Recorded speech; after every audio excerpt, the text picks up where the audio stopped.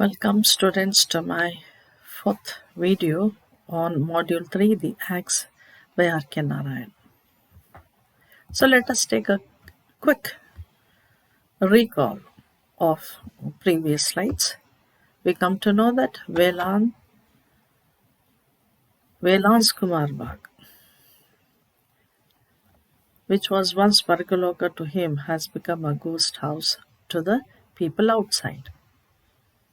And we see Margosa, though the house has become old, it has taken the name of ghost, yet the Margosa tree is still stronger and it is sheltering many birds and is giving shade to the house too.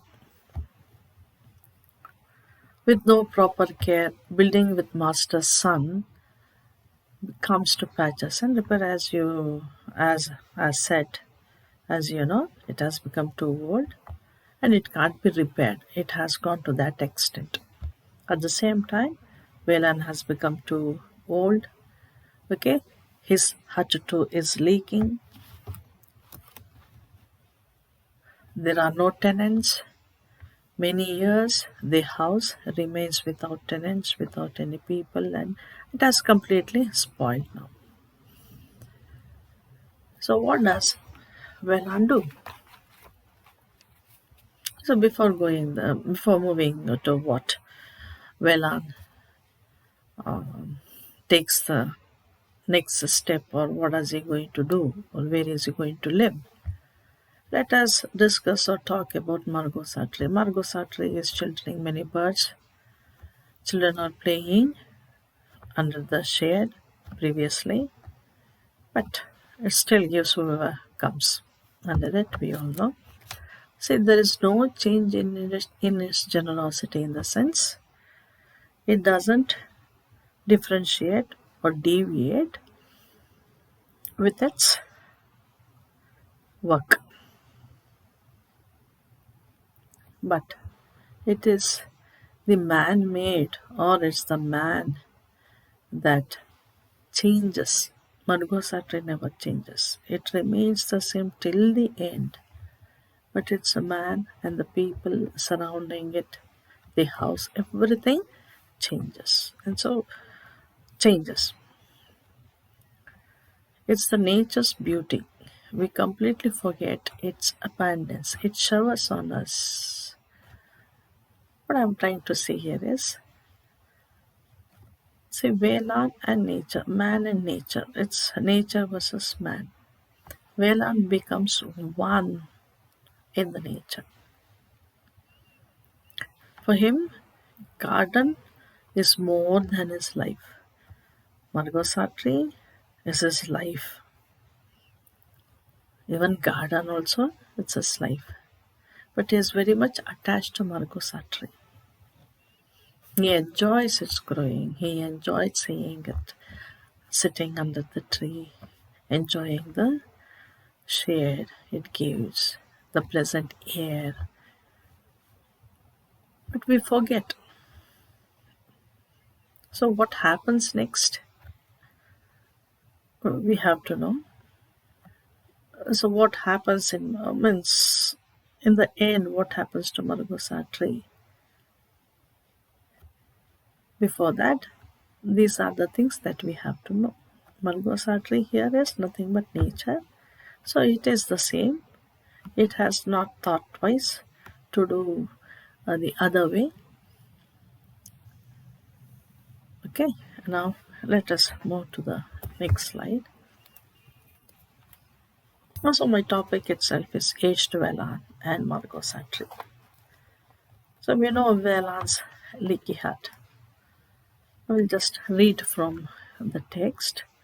Velan was too old, his hut was leaky, and he had no energy to put up new thatch. So he shifted his residence to the front veranda of the house. You have to be. And now, you just remember what astrologer had said. So he shifted his residence to the front veranda of the house. It was a deep veranda running on three sides, paved with checkered marble. The old man saw no reason why he should not live there. Anyway, none of them are there at home. It's not been rented. Tenants or the people are very scared to come. Well, Anne is less bothered about that. He is not scared. And so he is now too old. He can't repair his hut, means thatch, put thatch to cover his hut. He's very old now. And so what does he do? He decides to live in veranda, in front veranda of the house. This is what the astrologer had predicted earlier when he was a boy. And so I had said, astrologer had said that Velan is going to live in a 3-storied building, but he never says that he owns a 3-storied building. Okay, and so now, so when does astrologer's predictions come true? When Velan is too old, when he is not able to thatch his hut. Okay, now Velan is living in 3-storied building, that is in the front veranda of Kumar Bagh. So again years pass, he gets used. Now and then he cleans up, and so he is least bothered. Okay, fine. For me it's okay. Dust, right. It doesn't matter for me.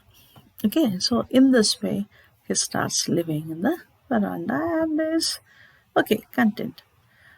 He's getting his salary. The son or his sons-in-law, they go to the master's son's house. Okay, they get his monthly salary, and so everything is moving smoothly. Fine. He has a place to stay, and that too in Kumar Bagh. He doesn't want to leave Kumar Bagh and go. He wants to be there. One fine day, a car comes in, and they say Velan that the whole land has been sold to them. They belong to a company where they're going to build house for a building company. And so Velan is not aware of company, and that too building company. And now from that house he is again, what do the company people do? They tell him to live in his old hut, because everything belongs to them now.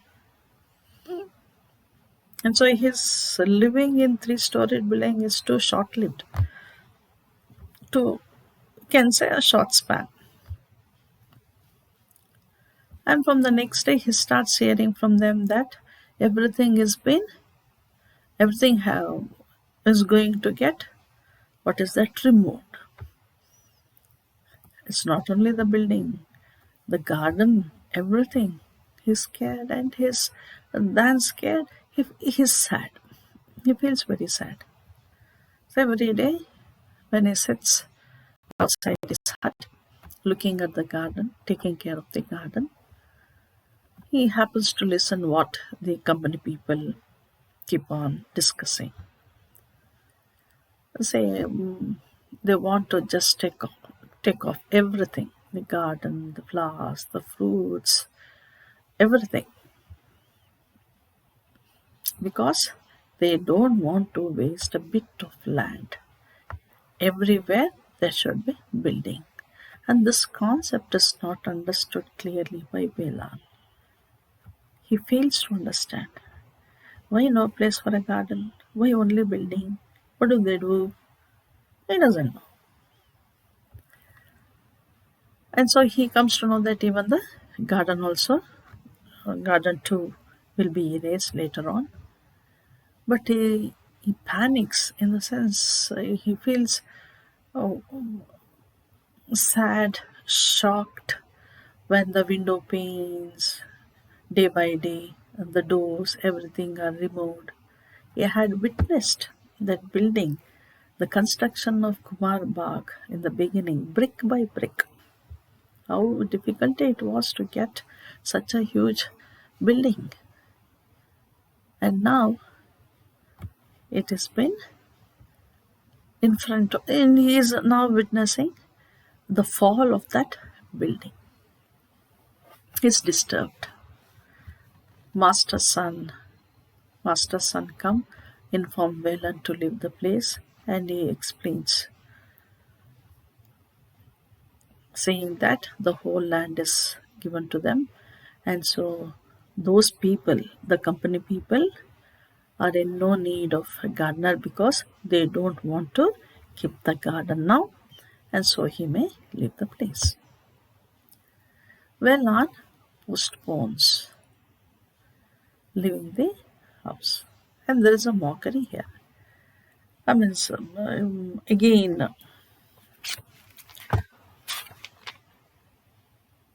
I think there is a line about notice giving to Velan to leave the house. You have to read the text and enjoy the lines. Now, what happens? Master son come. They tell Velan to leave. And Velan, yes, he decides to leave the place. But he just puts forward, postpone, saying that till the garden is erased, I'm going to stay. Okay? When they start destroying or erasing or taking off the garden, then that day that he decides to move from Kumar Bagh, from his hut.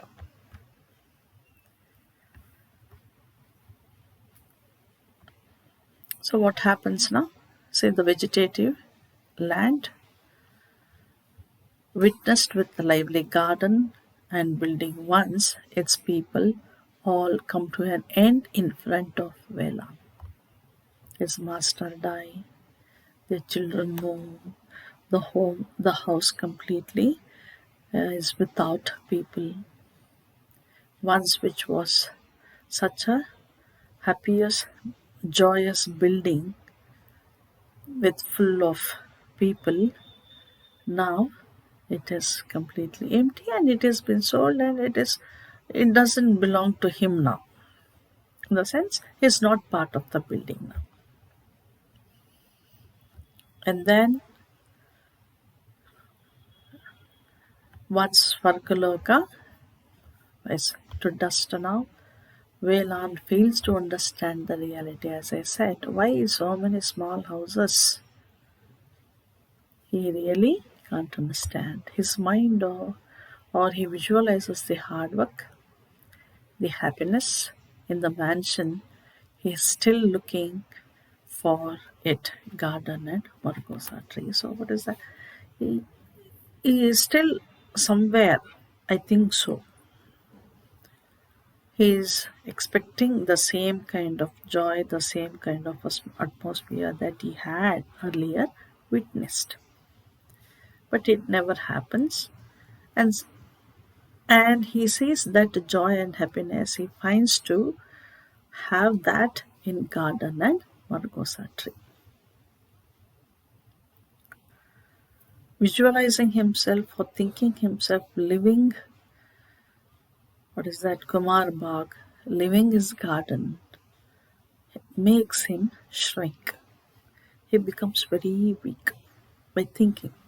He's weak already, physically, but mentally he was with the garden, margosa tree, his world. That's where his world, and he was happy with that. He was content with that. So if none of them are there, okay, fine. I have got my garden, my Margosa tree. What do I want more? This was his attitude or thinking. So what happens?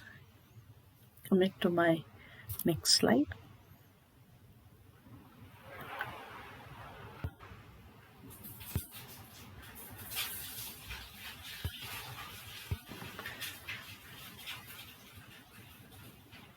One day, early morning, he used to wake up,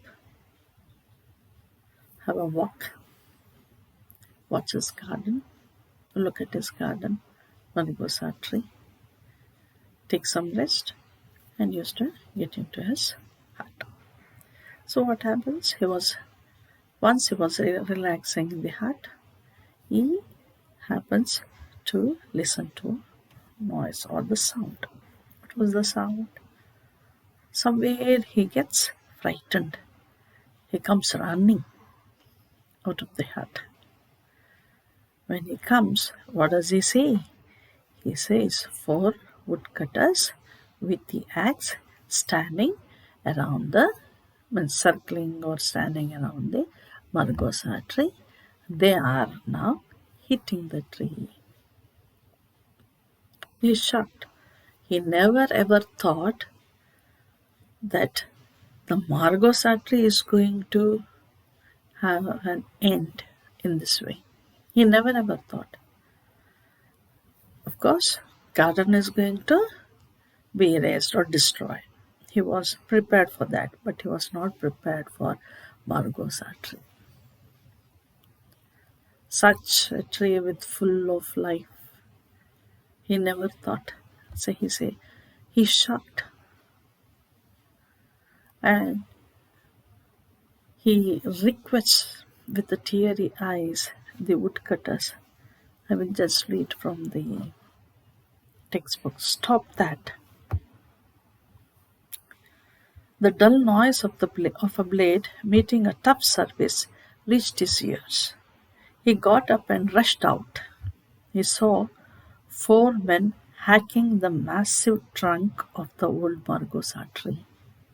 He let out a scream, "Stop that!" He took his staff and rushed at those who were hacking. They easily avoided the blow he aimed. "What is the matter?" they asked. "Well, unwept," he cried. In teary eyes he says, "This is my child. I planted it. I saw it grow. I loved it. Don't cut it down." This is how he requests the woodcutters. Please, please, I pray you, don't cut it down. Okay? But woodcutters had to abide the company people, and they say it's an order and they had to do. He requests them not to cut the tree till he moves from the Kumar Bagh. He gets his bundle, okay, and he goes away, moves away. He's very sad. He's very sad. He's very shaky. He can't even imagine Margosa tree without Margosa tree, the Kumar Bagh or Margosa tree being felling. And he says, "Please don't cut. I don't want to hear that noise or the hitting sound. Till I move far, far away, you don't do that. I just don't want to hear the sound, not the noise or the voice of axing my Margosa tree. It's my child. I brought it so affectionately. I cared for it. And you people are, now what are you doing? You're killing it." Okay? And so, these woodcutters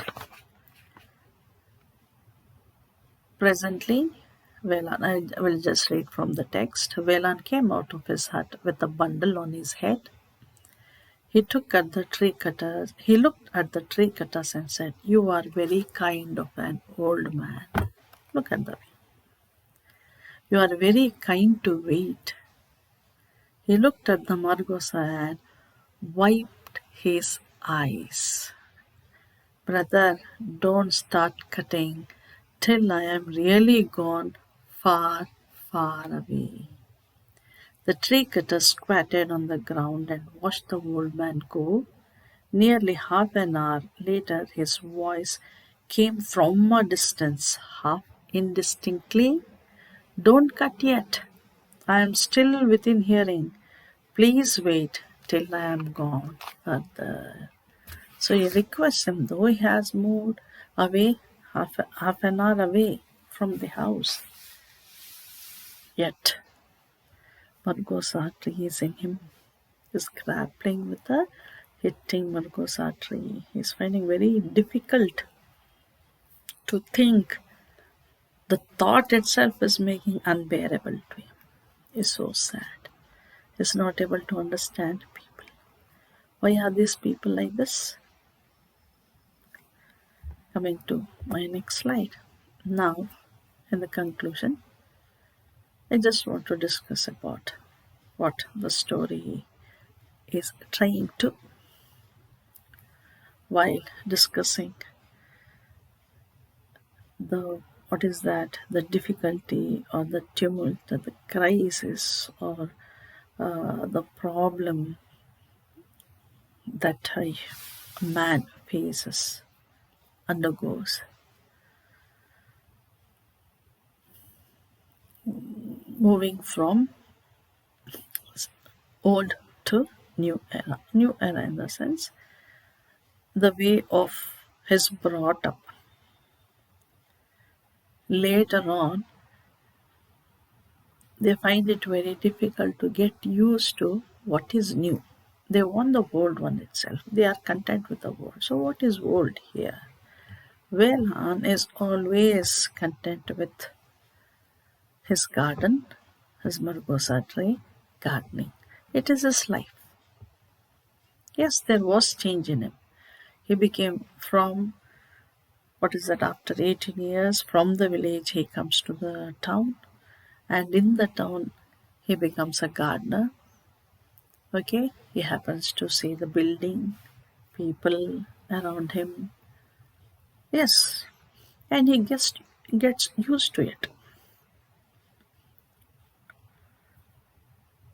And he gets with the flow in the sense, yes, his master is very good.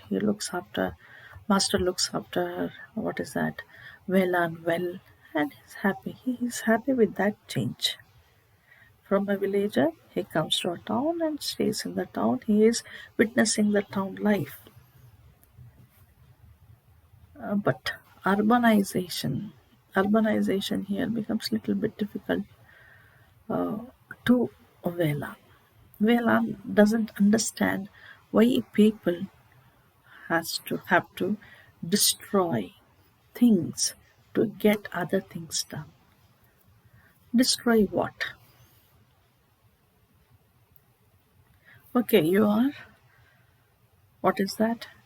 getting the construction or the building, constructed house or the building down. Yeah, fine. You're taking away the garden. Okay. But why tree? For so many years, it has grown and it has become a such tall, huge tree, sheltering animal, all kind of birds. Why is that? And so here we have to think, see, what is modernization and urbanization? Modernization has to be a mindset. It is not being Western or wearing Western clothes or dressing up well is not modern. No. The mindset, the way you think, the way you act, that is modernization. What is urbanization? You know, yes, we do need changes and we have to flow with the change, and at the same time we have to keep in our mind that past and present has to gel with, in the sense, the past things of the tree has nothing to do. Let us retain the tree, let us go with the construction. Okay, and so this is how we have to think. When we think, then we get into what is the good system. We are not going to harm anyone. We do try to understand what the older people think of, our elder people think of. When we respect their thoughts and combine it with our technology or with our new way, whatever it may be, I think that gives a good result. It makes everyone happy. Let us not make or create sadness. That's happening today. We are witnessing very much of it. What happens to Velan? He will never have a peaceful life. It's the old age that needs a peaceful life. He will never have. Okay, coming to change is inevitable and is accepted to some extent. Yeah, he accepts. As say when the tenants come, they make him to do all kind of jobs. Yes, he accepts it. He does it. Okay, fine. This is the way these people think of me. Okay, I will do it. That is only to a certain extent. But later on, what happens? Wayland's transition from assistant to chief gardener. Till then, he is happy because he's enjoying his role there, and he is made what is that? A whole and soul. It is you who has to, and you are the leader for, or whatever it may be like. He has given the main part or main role to play, to look at the garden and the plants, fruit. What is that? Margosa tree. Happily accepts. He's lively. Okay, everything happens means good, or he is happy till his master's death. Then comes the change. The change till his master's death. Yes, he is happy. He accepts everything. The change that comes after his master's death is till then he has been identified as a chief gardener and he has got an identity there. Yes, he belongs to this and so and so. But after his master's death, what happens? He has been not identified as a man who belonged to Kumar Bagh, or he is a man who had raised all the garden by his own hand, by his hard work. No, none of them recognized. He becomes an anonymous individual. Okay? But he himself identifies with Margot Sartre. But what happens in the end? That too is erased. And this is how R.K.Narayan tries to reveal the bitter truth that's happening in a society in a very simplistic way. That's why his language is simple, his subject is simple. It's a sociological concern, but at the same time, as I said, native psychological crisis. So we connect to the character, and so everything becomes in the form of a real story, in the sense a common man story that happens and that we witness in a society. So the last question is for you students. Do the emotional bond that he had built with the Margosa tree Okay, dooms him as an individual means there's a fall as an individual because he had an emotional attachment with the nature, in the sense with the Margosa tree. Do you agree with? It's left to you. You have to come out with your own, what is that words, with your own words, what you feel. You have to just express this. And this is the picture of Velan requesting the woodcutters in his teary eyes. Thank you.